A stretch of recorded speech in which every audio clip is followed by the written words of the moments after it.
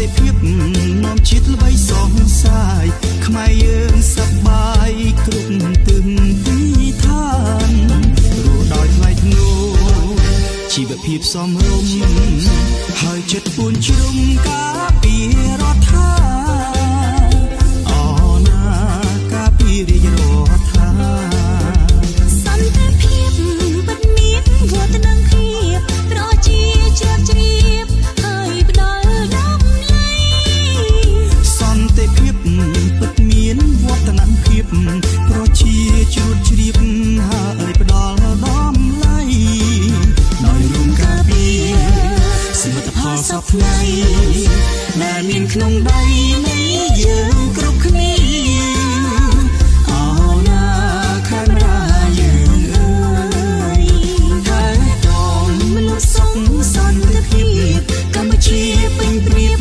អភិវឌ្ឍទឹកដីតែតងមនុស្សសុខសន្តិភាពកម្ពុជាពេញព្រៀបអភិវឌ្ឍទឹកដីខ្មែររីកលូតលាស់លើគ្រប់វិស័យដោយសាសនាដៃបងប្រជាជនអណាបកប្រជាជនកម្ពុជា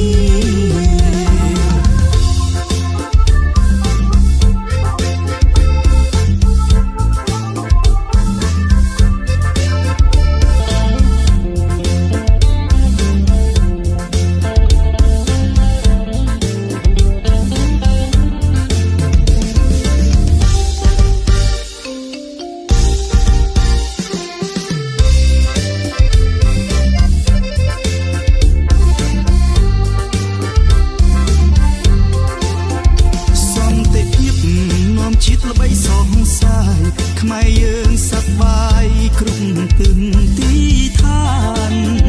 សន្តិភាពនាំជាតិល្បីសងសាយខ្មែរយើងសប្បាយគ្រប់ទិសទីឋានរស់ដោយថ្លៃថ្នូរជីវភាពសមរម្យហើយចិត្តពួនជ្រុំការពាររដ្ឋា